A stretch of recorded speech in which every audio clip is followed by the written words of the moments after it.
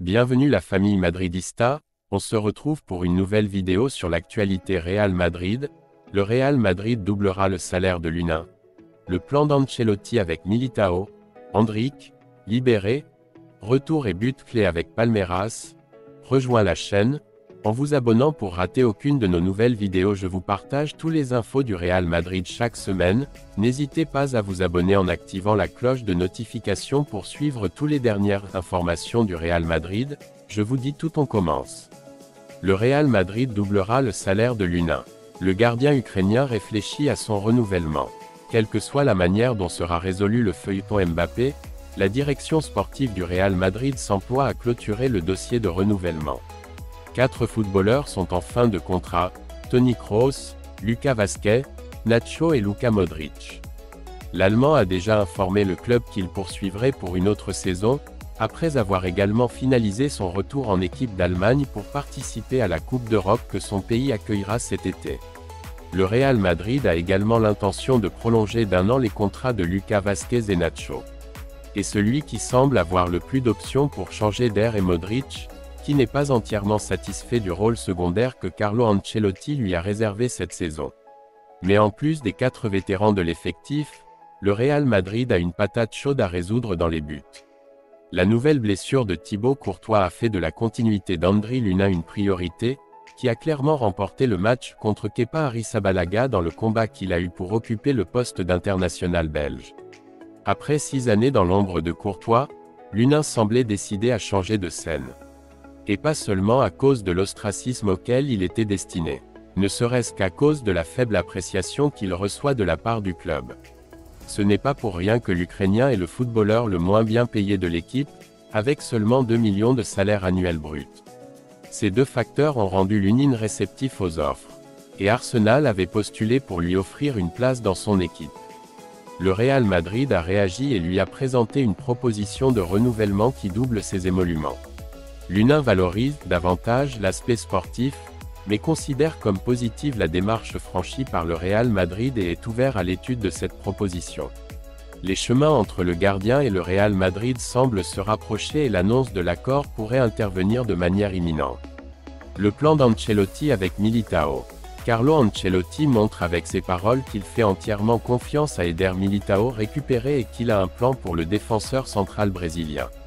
Eder Militao est de retour, 232 jours après la grave blessure au genou subie par le Brésilien et qui l'a obligé à subir une intervention chirurgicale. Le défenseur central a été intégré au groupe du Real Madrid pour le match contre l'Athletic Club de Bilbao ce dimanche à 20h45 au Santiago Bernabéu. La formation pré-Real Madrid Club Athletic. Eder Militao s'est entraîné normalement lors de la séance précédente de l'équipe madrilène avant d'affronter les Lions. Une séance de formation dans laquelle tout le monde était disponible. Camavinga, Bellingham et Valverde étaient revenus avec un certain inconfort physique suite à leurs engagements internationaux respectifs pendant la pause, mais ils sont tous en forme, comme l'a confirmé plus tard Carleto, et cela s'est reflété dans la liste des joueurs. Les seuls qui, logiquement, n'ont pas exercé avec le groupe ont été Thibaut Courtois et David Alaba, qui poursuivent leur processus de récupération de leurs blessures respectives. Militao, avec la ville. À l'horizon, Carlo Ancelotti a salué le retour d'Eder Militao en conférence de presse et a rappelé « Son retour est une très bonne nouvelle pour nous. Il s'est blessé contre l'Athletic Club et revient contre le même rival. » Par la suite, il a été interrogé sur les options du Brésilien pour avoir des minutes ce dimanche contre les Lions. « Nous devons le voir match par match. Je peux lui donner des minutes demain ou je peux lui donner plus de temps pour rejouer. Il a besoin de s'habituer à nouveau au football. Il a très bien récupéré, mais il a besoin du temps nécessaire. Revenir à son meilleur niveau, a répondu l'expérimenté entraîneur italien. Des déclarations prudentes qui contrastaient fortement lors de la rencontre de Ligue des Champions contre Manchester City. La question était de savoir qui pourrait être la paire de défenseurs centraux de départ, en supposant pratiquement qu'Eder Militao ne serait pas en mesure de commencer. Et c'est là qu'Ancelotti a répondu « Et pourquoi pas? Soyez titulaire, voyons. Peut-être pas, peut-être oui. Je ne dis pas 50 à 50, ça pourrait être 30 à 70, mais Militao est très important, c'est nous aide à bien des égards et n'est pas totalement exclu. » Carleto a ainsi prévenu de ses intentions. L'importance d'Éder Militão dans l'équipe blanche, et si tout se passe bien dans les prochains jours, il pourrait prendre le 11 de départ de Setaozinho contre les citoyens. Quelque chose qui semblait impensable, mais pas pour Ancelotti. Endrick, libéré, retour et but clé avec Palmeiras. Un but du futur, 9, du Real Madrid a permis à Verdão de vaincre Novo Horizontino, 1-0, et de se qualifier pour la finale du championnat Paulista. Endrick a réalisé une semaine spectaculaire, il a marqué samedi à Wembley, mardi pour ses débuts au Bernabéu et tôt jeudi pour son retour avec Palmeiras. Endrick est déchaîné et a réalisé sa semaine parfaite. Mardi soir, pour ses débuts au Santiago Bernabéu, où il jouera sous le maillot merengue à partir de juillet, il a marqué l'un des buts du Brésil lors du nul tendu contre l'Espagne, 3-3. Et, 48 heures plus tard, il était à l'Allianz Parque, à Sao Paulo, titulaire pour Palmeiras en demi-finale en un seul match du championnat Paulista. Le 9 a retrouvé le chemin des filets, son but a permis de mettre fin à l'exploit de Novo Horizontino, qui avait éliminé Sao Paulo en quart de finale, et d'établir la finale 1-0. Dimanche aura lieu le premier tour de la finale du principal tournoi régional brésilien, le Santos Renaissant contre Palmeiras, à Vila Belmiro. Le truc d'Endrick est remarquable. En une semaine, il a marqué 3 buts lors de ses 3 apparitions.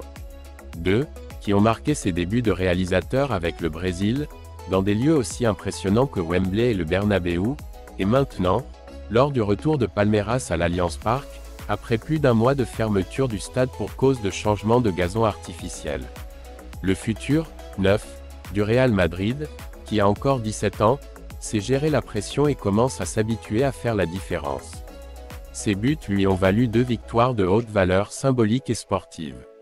Contre l'Angleterre, il a signé le 0-1 final qui a crédibilisé les débuts de Dorival Junior sur le banc brésilien et a mis fin à une séquence de 3 défaites consécutives, qui ont conduit à l'exclusion de Fernando Dini, lors des matchs officiels de qualification pour la Coupe du Monde 2026, contre l'Uruguay, la Colombie et l'Argentine, cette dernière au Maracana. Et, avec Palmeiras, il a contribué à dénouer un match compliqué avec lequel ils se sont qualifiés, pour la 5e année consécutive, pour la finale Paulista. L'attend, un Santos qui a connu sa première joie après la relégation historique en Série B, et qui se retrouve à nouveau en finale pour la première fois depuis 2016. À Verdão, Endrick a déjà été décisif dans la dernière ligne droite du Brasileirão 2023, au cours de laquelle l'équipe d'Abel Ferreira a remporté son double championnat.